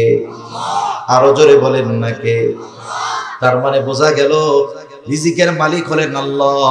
আমার কর্ম আমাকে রিজিক দেয় না, মূলত রিজিক দেন আল্লাহ। এখন বলেন, রিজিকের মালিক যদি রিজিক পাওয়ার পদ্ধতি বলে দেয়, এর চাইতে উত্তম পদ্ধতি আর কোনটা হতে পারে নাকি? আমরা ইমানদার, আমরা শুধু কর্মের উপরে ডিপেন্ড করব না। শুধু কর্মের উপরে ডিপেন্ড করে তাকদীর, ভাগ্যকে অবিশ্বাস যারা করে, এরা যত উন্নত বিশ্বের লোক হোক না কেন, এরা হতাশা, ডিপ্রেশন, টেনশনে ভুগে বেশি। আর ইমানদার যখন চেষ্টা কইরা না পায়, কয় তকদিরে ছিল না, পাই নাই, সব শেষ, টেনশন সব কি মুহূর্তের ভিতরে শেষ। এখন রিজিকের মালিক আল্লাহ, আমার কর্ম আমাকে রিজিক দেয় না, রিজিকের মালিক আল্লাহ, আল্লাহ তাআলাই রিজিক দেন। মনে রাখবেন, আমরা আমরা আমরা আমাদের কর্মের মাধ্যমে কিছু পাইতে পারি, কিন্তু ওটার মধ্যে বরকত থাকবে না। কিন্তু আল্লাহ তাআলা যদি দেন, তার শর্ত ঠিক যদি রাখি আমরা, আল্লাহর পক্ষ থেকে যেই রিজিক আসবে, ওটা যদি অল্প হয়, ওর মধ্যে বরকত থাকবে। ঠিক কিনা বলেন? এখন আসেন, রিজিকের মালিক রিজিক পাওয়ার পদ্ধতি কি বলেছেন? আল্লাহ তাআলা বলেন, ওয়া'মুর আখলাকা বিস-সালাতি ওয়াসতাবির আলাইহা লা নাসআলুকা রিজকা। আল্লাহ রাব্বুল আলামিন বলেন, ওয়া'মুর আখলাকা বিস-সালাতি ওয়াসতাবির আলাইহা। আল্লাহ তাআলা বলেন, তুমি তোমার অধীনস্থদেরকে নামাজের আদেশ করো। আল্লাহর পক্ষ থেকে যদি বরকতময় রিজিক আশা করি, তাহলে 1 নাম্বার, আমাকে তো নামাজি হতেই হবে, ঘরের মানুষদেরকেও নামাজি বানাতে হবে। ওয়া'মুর আহলাকা বিস-সালাহ। মনে রাখবেন, আপনি একা নামাজি, তাহাজ্জুদ, তাওয়াবিন, ইশরাক বাদ দেন না, কিন্তু আপনার ঘরের ছেলেটা নামাজ পড়ে না, আপনার মেয়েটা নামাজ পড়ে না, আপনার স্ত্রী নামাজ পড়ে না। আপনি দ্বীনের উপরে চলেন, কিন্তু আপনার পরিবার পরিজন দ্বীনের উপরে চলে না। মনে রাখবেন, আপনার অধীনস্থ মানুষগুলো বদ্দীন হওয়ার কারণে আল্লাহ তাআলা আপনার রিজিককে সংকুচিত করে দিবে। এজন্য আপনার রিজিকে বরকত আসার অন্যতম মাধ্যম আপনার পরিবারও দ্বীনদার হতে হবে। অনেক মানুষ আছে মাঝে মধ্যে আমাদের সাথে মেসেজ দেয়, ফোন দেয়, প্রবাস থেকে দেয়, যে হুজুর এত ইনকাম করি, বরকত নাই। তা আমি আবার মাঝে মধ্যে জিজ্ঞাসা করি, প্রবাসে যারা থাকে এদের 3টা রোগ বেশি থাকে। কয়টা রোগ? একটা হলো জুয়া খেলার রোগ, 2 নম্বর হলো মদ পান করার রোগ, নেশার রোগ, 3 নম্বর হলো নারী ঘটিত রোগ। সমস্যা আছে এইগুলা? বলে হুজুর আল্লাহর কসম এগুলা কোনো কিছু নেই, বিড়ি সিগারেটও খাই না, নামাজ কালাম ঠিক মতো পড়ে না, পড়ি হুজুর, ডিউটি করি, নামাজ কালাম পড়ি, বিশ্রাম নেই, আপনাদের ওয়াজ নসিহত শুনি, এতটুকু শেষ। তা আমি আবার কয়েকজনকে জিজ্ঞাসা করেছি, আপনার তো সব ঠিক আছে, তা ঘরের অবস্থা কি, বাড়ির অবস্থা কি? বলে হুজুর এ কথা আর বলেন না, বেতন পাঠাইতে দেরি, মার্কেটে যাইতে দেরি হবে না, এত ফোন দিয়া বিদেশের থেকে আমি জাগাই ফজরের নামাজের জন্য, পড়ে না। ছেলেটা কথা শুনে না, মেয়েটা নামাজ পড়ে না। আমি কয়েকজনটা এরকম বলছি, ভাই আপনি তো ছিদ্র কলসে পানি ঢালতেছেন, কিয়ামত পর্যন্ত হায়াত পাবেন, ঢালতে থাকবেন, কিন্তু কখনো ভর্তি হবে না। সেজন্য আপনি আপনার পরিবারকে আগে দ্বীনের মধ্যে আনেন। লক্ষ টাকা নয়, অল্প টাকাও যদি হয় আল্লাহ তাআলা বরকত দিয়ে দিবে ইনশাআল্লাহ। আপনি দেখেন তো এই সমাজে সবচাইতে কম উপার্জন হলো ইমাম সাহেব, মাদ্রাসার শিক্ষক, মুয়াজ্জিন, এনাদের। যদিও ইমাম নেতা নাম, কিন্তু বেতন নাই। ওনাদের পরিশ্রম হিসাবে ওনাদের সম্মানই বাস্তবেই কম। ওনাদের ডিউটি, কোনো সরকারি ছুটির দিন নাই, একেবারে প্রত্যেক দিন 24 ঘন্টা ডিউটি। যেই দিন আপনার চাকরি ছুটির দিন শুক্রবার, ওই দিন ওনারারও ডিউটি বেশি, ঠিক কিনা বলেন? সেই অনুযায়ী বাস্তবতা হলো ওনাদের যেই সম্মানই একেবারে কম। এই সমাজে একটা রিক্সাওয়ালাও যদি মোটামুটি 10-12 ঘন্টা রিক্সা চালায়, কমপক্ষে মাসে 30,000 টাকা উপার্জন করতে পারে। কিন্তু বাস্তবতা হলো আমাদের রাজধানী ঢাকা শহরের বড় বড় মসজিদগুলোর মধ্যেও ইমামের বেতন 30,000, এটা হাতে গোনা কয়েকটা মসজিদে হবে। অধিকাংশ 15 থেকে 20-এর মধ্যে। আপনাদের কি মনে হয়, যেই বাজার দর, যেখানে 1 কেজি খেজুরের কম দামি খেজুর, ওইটার মধ্যেই 220 টাকা ট্যাক্স, আর বেশিটার কথা তো বাদ দিলাম। যেই সমাজে এত দ্রব্যমূল্যের ঊর্ধ্বগতি, 4 জন লোক যদি থাকে এক ফ্যামিলিতে, স্বামী স্ত্রী 2 জন সন্তান, বলেন তো বাসা ভাড়া টাড়া দিয়ে 20,000 টাকায় হয়? এটা বলেন, হয় না। এরপরেও দেখবেন কোন ইমাম অল্প উপার্জন হলেও এ কখনো অভাবে পড়ে না। মানুষের কাছে এসে বলে না যে আমার সব শেষ হয়ে গেল। যদিও উপার্জন কম, বলে বরকত আছে। বরকতটা কেমনে হয়, হওয়ার কারণটা কি? একজন ইমাম, আপনি কখনো ইমামের ঘরে তার যে ওয়াইফ, সে বেনামাজি হয় না। ইমামের ঘরের ওয়াইফ সে নামাজি হয়। ইমামের ঘরে তার মা বাবা থাকলে নামাজি হয়। ইমামের ঘরের সন্তানগুলো নামাজি হয়। ওই ইমামের ঘরে, মুয়াজ্জিনের ঘরে যেই ছোট বাচ্চাটা থাকে, 2 বছরের বাচ্চা, ল্যাংটা, মা বাপরে নামাজ পড়তে দেখলে ও সেজদা দিয়া পড়ে। যেই ঘরে ওই নাবালক বাচ্চাটাও আল্লাহর কুদরতি কদমে লুটায় পড়ে, আল্লাহ তাআলা উপার্জন অল্প হলেও ওই উপার্জনের মধ্যে আল্লাহ তাআলা বরকত দিয়ে দেয়। বরকত 2 ভাবে হয়। একটা হলো স্বয়ং বস্তুর মধ্যে আল্লাহ তাআলা বরকত দিয়ে দেন। আল্লাহ পারেন তো, অবিশ্বাসের কোনো সুযোগ আছে? যেমন সময় সবাই পরীক্ষা করণ করতেছে, সব সাহাবায়ে কেরাম ক্ষুধার্ত, নবীজি পেটের মধ্যে 2টা পাথর বাঁধছে। আরে পেটে পাথর বাঁধা নবীজির, সাহাবী দেখা গেছে নবীজির পেটে পাথর, তুক দিয়া বাড়ি চলে গেছে। যে বলতেছে খাবার কি আছে, বলে একটা ছোট ছাগলের বাচ্চা আছে আর আটা আছে। কয়জন হতে পারে? সর্বসাকুল্য 7-8 জন বা 10 জন। খাবারের ব্যবস্থা করো। ছাগল জবাই দিয়া রান্না চড়াইয়া দিছে, রুটির খামিরা বানাইছে, এরকম এরকম গোল গোল। অপেক্ষা করতেছে আসবে নবীজি, আর গরম গরম রুটি বানায়া নবীজিকে দেওয়া হবে।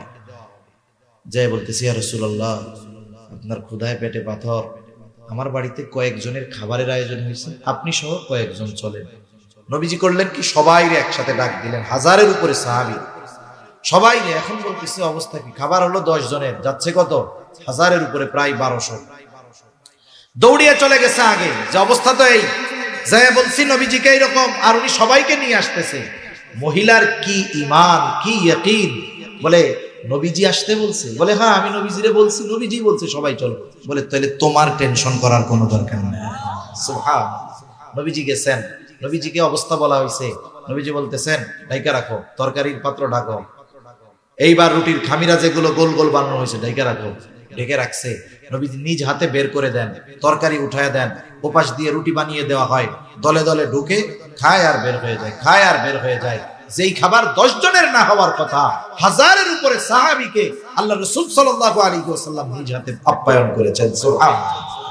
এখানে বরকতটা হইছে মূল বস্তুর মধ্যে, মূল বস্তুর মধ্যে।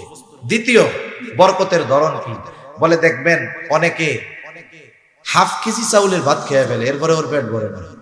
বিয়া বাড়িতে গেছে, 3 গামলা গোস্ত একা খাইছে, দোস্ত এরপরে আমার পেট ভরে না, এটা আরো পারতাম কিন্তু আয়না দিল না।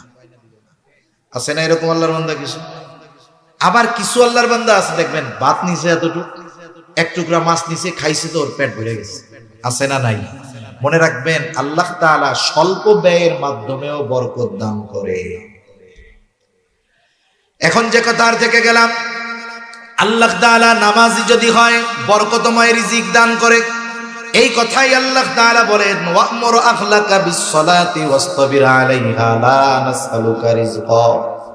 তোমার অধীনস্থদের নামাজের আদেশ দাও, তুমিও তার উপরে অটল থাকো। বান্দা আমি তোমার কাছে রিজিক চাই না, বরং তুমি নামাজি, তোমার ঘরের মানুষ নামাজি, তোমরা যদি সকলে মুসল্লি হয়ে যাও, আল্লাহ তাআলা বলেন নাহনু নারযুকুকা, মুসল্লি হওয়ার কারণে আমি আল্লাহ তোমাদের রিজিক দিয়া দিব। যেই রিজিকের টেনশনে নামাজ পড়ার টাইম পাই না, আল্লাহ তাআলা বলেন নামাজি হও আমি রিজিক দিব। তাহলে বলেন নামাজ যদি পড়ি দুনিয়ার টেনশন আছে, নামাজ যদি পড়ি আখিরাতেরও টেনশন নাই। নামাজের হিসাব আখিরাতে প্রথম হবে কিয়ামতের দিন। আল্লাহর নবী বলেন যার প্রথম হিসাব নামাজের হিসাব ঠিকঠাক মতো হয়ে যাবে, আল্লাহ তাআলা তার বাকি হিসাবগুলো সহজ করে দিবে। সুবহানাল্লাহ। এজন্য আপনাদের কাছে অনুরোধ, রমজান মাস সামনে তো কিছু কথা একদিক বলতে চাইছিলাম, আমার এদিকে মাথার মধ্যে কথাগুলো আসতেছে। রমজান মাস উপলক্ষে অনেক বেনামাজিও নামাজ শুরু করে, ঠিক কিনা বলেন? রমজানে ফজরের নামাজে যেই পরিমাণ লোক হয়, অনেক মসজিদে জুমায়ও ওই পরিমাণ লোক হয় না। এই যে একটা মাস আপনি কন্টিনিউ কাজগুলো করবেন, এই শিক্ষা নিয়ে আপনি বাকি 11 মাস কাজে চালাবেন। এজন্য নবীজি বলতেছেন যে রমজান মাস হলো মুমিনদের জন্য সবচাইতে উত্তম মাস, আর মুনাফিকদের জন্য সবচাইতে কষ্টের মাস। আপনি রোজাদার তো চিন্তা করতেছেন রোজার মাস আসতেছে, কত ফজিলত সওয়াব হবে, অল্প আমলে সওয়াব বেশি পাবো। আর যেগুলো রোজা রাখবে না মুনাফিক মার্কাও চিন্তা করতেছে দুপুরে কি খামো, বাসায় তো রান্না হইব না, ঠিক কিনা বলেন? ওদের জন্য কষ্টের শেষ নাই। আর মুমিনের আনন্দ কেন? বলে মুমিন এই 1 মাসকে কাজে লাগিয়ে বাকি 11 মাসের পাথেও সংগ্রহ করে। সুবহানাল্লাহ বলেন। এজন্য একটা সময় সুযোগ আমাদের সামনে আসছে যে এখন যেহেতু আমি কন্টিনিউ করব 5 ওয়াক্ত নামাজ, এটাকে আমি মজবুত ভাবে ধরে রাখবো। আগামী যত হায়াত আছে আমি এইভাবে যদি চলতে পারি, ইনশাআল্লাহ উপার্জন কম হলেও বরকত দিবেন কে? আল্লাহ। তাহলে 1 নাম্বার জাহান্নামীরা বলবে লামনাকু মিনাল মুসাল্লিন, আমরা মুসল্লি ছিলাম না, আর আমরা হব মুসল্লি। 2 নাম্বার ওরা বলে ওয়ালামনাকু নুতঈমুল মিসকিন, জাহান্নামে যাওয়ার দ্বিতীয় কারণ হলো আমরা মিসকিনদেরকে খানা খাওয়াইতাম না। সেজন্য খানা খাওয়ানো ফজিলতের কাজ। রাসূলুল্লাহ সাল্লাল্লাহু আলাইহি ওয়াসাল্লামের কাছে একজন এসে জিজ্ঞাসা করতেছে আইয়ুল ইসলামি খায়র, ইসলামের মধ্যে সর্বোত্তম কাজ কোনটা? নবীজি উম্মতের রূহানি ডাক্তার অবস্থার আলোকে জবাব দেন। এই ব্যক্তির এই প্রশ্নের জবাবে নবীজি বললেন তুতঈমুত তাআম ওয়া তাকরাউস সালাম আলা মান আরাফতা ওয়া মান লাম তারিফ, তুমি মানুষকে খানা খাওয়াও আর পরিচিত অপরিচিত সবাইকে বেশি বেশি সালাম দাও। খানা খাওয়ানোর কথা বলে নবীজি কোনো স্তর বিন্যাস করেন নাই, ক্লাসিফিকেশন করেন নাই। একজন গরিব মানুষ সে যদি কোটিপতিকে খাওয়ায় তবে আল্লাহর সন্তুষ্টির জন্য, ওর থেকে বিনিময়ের আশায় নয়। এই খানা খাওয়ানোর মধ্যে ফজিলত আছে না নাই? আত্মীয় স্বজন দাওয়াত দিয়ে বউভাত খাওয়ান, ফজিলত আছে না নাই? বউভাত খাওয়াইয়া যদি কেউ টাকা নেয়, ফজিলত আছে না নাই? এ কাম আসেনি? টাকা পয়সা নেয় না খাওয়াইয়া দাওয়াত দিয়া? নেই তো। কয় হুজুর ফজিলত নাই, কে কইছে? টাকা পয়সা পাইলাম এটা ফজিলত না, এটা তো নগদ ফজিলত। খবরদার, আমি যাকে দাওয়াত দিব তাকে আল্লাহর জন্য দাওয়াত দিব। আমি আমার কার্ডে লিখে দিব যে কোনো গিফট গ্রান্ট করা হবে না, আল্লাহর জন্যই আপনাকে দাওয়াত দিয়েছি। সাহাবায়ে কেরাম খাওয়াইয়া কি বলতো? ইন্নামা নুতঈমুকুম লিওয়াজহিল্লাহ, আমরা তোমাদেরকে খানা খাওয়াইছি কার জন্য? যেহেতু আল্লাহর জন্য খাওয়াইছি। লা নুরিদু মিনকুম জাযাআ ওয়ালা শুকুরা, তোমাদের কাছে বিনিময় তো চাই না, তোমরা খেয়ে আমার কৃতজ্ঞতা প্রকাশ করো এটাও চাই না। কেন? বলে খাওয়াইছি আল্লাহর কৃতজ্ঞতা প্রকাশ করো, খাওয়াইছি আল্লাহর জন্য, বিনিময় যিনি দিবেন তিনি কে? সেজন্য আমরা মানুষকে দাওয়াত দিয়ে খাওয়াবো, দুনিয়ার স্বার্থে নয়, আল্লাহর জন্য। এখন যদি আমার সাধারণভাবে খাওয়াইলে ফজিলত, এখন বলেন যার খাবারের প্রয়োজন, খাবারের অভাব যার, তাকে যদি খাওয়ানো হয় ফজিলত বেশি না কম? এজন্য অসহায় মিসকিন দরিদ্র যারা আছে তাদেরকে আমরা খানা খাওয়াবো। আবার দেখেন প্রতিবেশী যদি অভাবী হয়, এক্ষেত্রে খানা খাওয়ানো শুধু ফজিলতের বিষয় নয়, ঈমান সম্পৃক্ত বিষয়। কারণ নবীজি বলেন, লাইসাল মুমিন আল্লাযী ইয়াশবাউ, ওই ব্যক্তি মুমিন নয় যে পেট পুরে খায় আর তার প্রতিবেশী অভুক্ত ঘটায়। রোজার মাস আসতেছে, কতজনের সামনে 10 প্রকারের ইফতার থাকবে, 10 প্রকারের ইফতার। এরপরেও কবে হায় রে তরমুজটা থাকলে খুব ভালো হইতো। আছে না এরকম? আপনার সামনে 10টা আইটেম, 3 প্রকারের শরবত, এরপরেও আপনি আফসোস করতেছেন আর একটা থাকলে ভালো হইতো। অথচ দেখা যাবে আপনার পাশে আপনার প্রতিবেশী, সে পান্তা ভাতার শুটকি নিয়ে বসে আছে ইফতার করার জন্য। আছে না নাই? কেমন রোজাদার হইলেন আপনি? সেজন্য আপনি আপনার প্রতিবেশীর দিকে খেয়াল রাখবেন। আপনি 10 আইটেম থেকে 2 আইটেম কমায়া ওকে আপনি আপনার খাবারের সাথে ইনক্লুড করে নেন। একজন মানুষ, কত মানুষ রোজা রাখবে? রিক্সা চালায় রোজা রাখতে হবে, দিন মজুরি করে রোজা রাখতে হবে। আমার আপনার আশেপাশে এরকম লোকের অভাব নাই, আপনি তাকে আপনার মেহমান বানিয়ে নেন। কতজন চিন্তা করতেছে, আরে এখন তো গরম যায় নাই, সারাদিন পরিশ্রম করে কেমনে রোজা রাখবো? 2 জন মানুষ বলেন আপনি আমার মেহমান, গোটা রোজার মাস আপনি আমার সাথে ইফতার করবেন, আমার সাথে সাহারি করবেন। আরে ভাই, আপনার রোজা কি হইলো না হইলো জানি না, ওই ব্যক্তি আপনার সাথে ইফতার করবেন। আপনি ইফতার করানোর কারণে, সাহারি খাওয়ানোর কারণে ওই ব্যক্তি রোজাদার, যেই পরিমাণ সওয়াব অর্জিত হবে রোজার মাধ্যমে, আল্লাহ অটোমেটিক আপনার আমলনামায় দিয়ে দিবে। সুবহানাল্লাহ। এজন্য আমরা প্রতিবেশীদের দিকে একটু নজর দিব, এই বিষয়টা খেয়াল রাখবো। যাদের অভাব আছে দিব। আমি একটু আইটেম কম খাইলাম, আল্লাহ তাআলা ত্যাগের মাস না, ত্যাগের মাস তো একটু ত্যাগ স্বীকার করবো, আল্লাহ বরকত দিবে ইনশাআল্লাহ। তাহলে কাজ জাহান্নামীরা বলবে, ওয়ালাম নাকুনু তুইমুল মিসকিন, আমরা মিসকিনদেরকে খানা খাওয়াইতাম না। 3 নাম্বার বলবে, ওয়া কুননা নাখুদু মা'আল খাইদিন, অনর্থক অহেতুক কথাবার্তায় যারা লিপ্ত থাকতো আমরাও তাদের সাথে গিয়ে বসতাম, টাইম কাটাইতাম। এই যে আমাদের দেশে অধিকাংশ সময় দেখি, যাদের টাইম আছে, সময় আছে, কেউ টেলিভিশন দেখে, কেউ চায়ের দোকানে আড্ডা দিয়ে সময়গুলো কাটিয়ে দেয়। এই সময়ের জন্য আফসোস পরে করবে, কারণ এই দুনিয়াতে জীবন্ত মানুষের বড় বড় নেয়ামতগুলোর মধ্যে অন্যতম দামি এক সম্পদ হলো হায়াত। এই হায়াত যদি আমরা এভাবে নষ্ট করে দেই, মৃত্যুর পরে আফসোস করবে, হায়াতের জন্য কিন্তু কোনো কাজ হবে না। এজন্য অহেতুক মজলিস থেকে বাঁচবো। আশরাফ আলী থানভী রাহমাতুল্লাহি আলাইহি বলেন, 2 ধরনের মজলিস ছাড়া কোনো মজলিস নিরাপদ না। একটা হলো ওই মজলিস যেখানে জাগতিক কল্যাণ আছে, জাগতিক বৈধ কল্যাণ আছে, ওই মজলিস। যেমন অনেক সময় আমরা সামাজিকভাবে অনেক আলাপ আলোচনায় বসি, সমাজের এই উপকার, এই রাস্তাঘাট, এগুলো। আর দ্বিতীয় হলো ধর্মীয় দ্বীনি মজলিস। এই যে মসজিদগুলোর মধ্যে যে মজলিসগুলো হয়, এগুলো নিরাপদ মজলিস। এটা ছাড়া বাকি যত মজলিস আছে, ওই মজলিসগুলো ভালো দিয়ে শুরু হয়, মন্দ দিয়ে শেষ হয়। মনে করেন 5 জন এক জায়গায় বসছে, একজন আলেমের কথা বলতেছে, যে ওই আলেম খুব ভালো মানুষ, বুজুর্গ মানুষ। এখন একজন ভালো মানুষ সবার কাছে ভালো না, দেখা যাবে ওই মজলিসে একজন তাকে পছন্দ করে না, বলবে হুজুর এত ভালো কইও না, ওনার ব্যাপারে আমি খুব ভালো মতো জানি। আর একজন খোঁচা দিবে, কি জানো একটু আমাকে পাও না। এবার বলে ওই হুজুরের ওই দোষ। এখন বলেন তো, ওই দোষ যদি ওনার মধ্যে থাকে, আছে বাস্তবে, কিন্তু উনার অনুপস্থিতিতে আলোচনা করলেন, কি হয়ে গেল? গীবত। আর যদি না থাকে, হিংসার কারণে যদি বানায়া বলেন, তাইলে হইল অপবাদ। কি হইল? অপবাদ। শুরু হয়েছিল কি দিয়ে? প্রশংসা দিয়ে। শেষ হয় কি দিয়ে? বলে অপবাদ দিয়ে। এজন্য জীবনের উসুল অনেক সময় আছে যে অনেক সময় অনুপস্থিত ব্যক্তির প্রশংসাও সব মজলিসে করতে হয় না, বুঝে শুনে করতে হয়। যদি তার প্রতি আমার মহাব্বত থাকে, আমি মানুষের সামনে বলার দরকার নাই, আমি তার জন্য আল্লাহর কাছে দোয়া করবো, আল্লাহ আমি ওই ভাইকে আল্লাহর জন্য, আপনার জন্য ভালোবাসি, আপনি তাকে কল্যাণ দান করেন। ঠিক কিনা বলেন? এই জন্য অহেতুক মজলিস গুলা থেকে বাঁচবো। বিশেষ করে রোজার দিন গ্রাম অঞ্চলে বেশি হয়। আমাদের মা বোনেরা সকালবেলা নাস্তার রান্না নাই, দুপুরবেলা নাস্তার রান্না নাই, এইবার সব ভাবিরা এক জায়গায় হয়ে গল্প শুরু করে, গল্প করতে করতে এইটা গীবতের এক মজলিসে পরিণত হয়ে যায়। অথচ দেখা যাবে গীবতের ব্যাপারে তো হযরত আলোচনা করে গেছে। এই অহেতুক মজলিস গুলো না করে আমরা রোজার মাস, সারা বছর অনেক ব্যস্ততা থাকে, এখন একটু সময় আছে, কোরআনের মজলিসে একটু সময় দিই। আমরা একটু ইমাম সাহেবকে বলি যে আমাদেরকে সূরাগুলো মশক করানোর ব্যবস্থা করেন।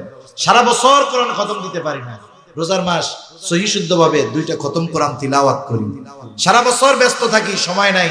কমপক্ষে আমলের সূরাগুলো, সূরা ইয়াসিন, ওয়াকিয়া, মুলক, কমপক্ষে এই 3টা সূরা আমরা মুখস্থ করে ফেলি। সেজন্য অনুরোধ, আমরা আমাদের হায়াতটাকে কাজে লাগাবো তো ইনশাআল্লাহ। দেখেন যারা হায়াত গোনায় অতিবাহিত করে ওরা মরার পরে আফসোস করে। আল্লাহ তাআলা তাদের আফসোসের কথা বলেন, কি বলে তারা? ফায়াকুলা রাব্বি লাউলা আখারতানি ইলা আজালিন করিব ফাআসাদদাকা ওয়া আকুন মিনাস সালিহিন। মরার পরে আফসোস করে, সময়ের দাম বুঝতে পারে, তখন বলে রব লাউলা আখারতানি ইলা আজালিন করিব, আমাকে যদি সামান্য সময়ের জন্য অবকাশ দেওয়া হইতো, আবার একটু দুনিয়ায় যাওয়ার সুযোগ দেওয়া হইতো। টাকা পয়সা তো দিছিলেন, দান সদকা করতাম, এমন নেক কাজ করতাম, সৎকর্মশীলদের অন্তর্ভুক্ত হয়ে যাইতাম। ওয়া আকুম মিনাস সালিহিন, একটু সময় দেন না, আবার একটু দুনিয়ায় যাই। বলেন তো মৃত্যুর পরে ওই ব্যক্তি সময়ের মূল্য বুঝতে পারবে ঠিক, কিন্তু তাকে একটা মুহূর্ত সময় দেওয়া হবে নাকি? যেই জিনিসের জন্য মরা মানুষ আফসোস করতেছে ওই জিনিস আমাদের কাছে এখন আছে। সেজন্য হায়াতকে আমরা ভালো কাজে ব্যয় করবো তো ইনশাআল্লাহ। ওয়াহিদুল মুজলিস থেকে বাঁচবো। 4 নাম্বার, ওয়া কুননা নুকাদ্দিবু বিয়াউমিদ্দিন, ওরা বলবে আমরা কিয়ামতের দিবসকে অস্বীকার করতাম। এটা 2 ভাবে হতে পারে। একটা হলো অস্বীকারই করে, অবিশ্বাস করে, ওইটা বেঈমান, অনন্তকাল জাহান্নামী। আরেকটা হলো অবিশ্বাস করে না, কিন্তু কোনো সেদ বেদ নাই, মানে গাফেল, টেনশন নাই, কোনো বিশ্বাস করে কিন্তু ওই ব্যাপারে কোনো টেনশন নাই। এই বেটাও দীর্ঘকাল জাহান্নামের মধ্যে থাকবে। ওরা বলবে চলছে এভাবে দুনিয়া, হায়াত শেষ হয়ে গেল, হাত্তা আতানাল ইয়াকিন, দৃঢ় সত্যের আগমন ঘটল। দৃঢ় সত্য কি? ওই যে মৃত্যু, যেটার ব্যাপারে কারো ডাউট নাই, কোনো মতানৈক্য নাই, কোনো ইখতিলাফ নাই, সেই মৃত্যু চলে আসলো। মারা গেলাম, তাওবা করতে পারলাম না, ভালো কাজ করতে পারলাম না, এখন আমরা জাহান্নামের মধ্যে। আল্লাহ তাআলাও বলেন এত কিছু জানিয়ে দিলাম সুস্পষ্ট ভাবে, এরপরেও যেহেতু তোমরা নিজেদেরকে পরিবর্তন করার চেষ্টা করো নাই, শুনে রাখো ফামা তানফাউহুম শাফাআতুশ শাফিঈন, তোমাদের জন্য, তাদের জন্য কোন সুপারিশকারীর সুপারিশ গ্রহণ করা হবে না। সেজন্য সম্মানিত সুধী, জান্নাত জাহান্নাম বিষয়টা হলো, একটা মানুষ তো দুনিয়ায় থাকতেই অর্জন করে ফেলে। একজন কর্ম ভালো করে দুনিয়া থেকে জান্নাতের মালিক বনে যায়, আরেকজন মন্দ কাজ করে জান্নাতকে হারায়। এজন্য নবীজিও এক হাদিসের মধ্যে বলেন, আসলে চালাককে বলে যে অল্প দিনের হায়াত কাজে লাগিয়ে অনন্তকালের জান্নাতের মালিক হয়, আর বোকাকে বলে এই অল্প দিনের জিন্দেগি ভোগ করতে গিয়া জান্নাত হারায় জাহান্নামী হয়। ওই ব্যক্তি হলো সবচাইতে বোকা। এজন্য আমরা চালাক হব, অল্প হায়াত কাজে লাগিয়ে জান্নাতের মালিক হব, জাহান্নাম থেকে বাঁচবো। আল্লাহ সুবহানাহু ওয়া তাআলা আমাদের সবাইকে কথাগুলো বুঝবার, আমল করবার তৌফিক দান করেন। সকলে বলি আমিন।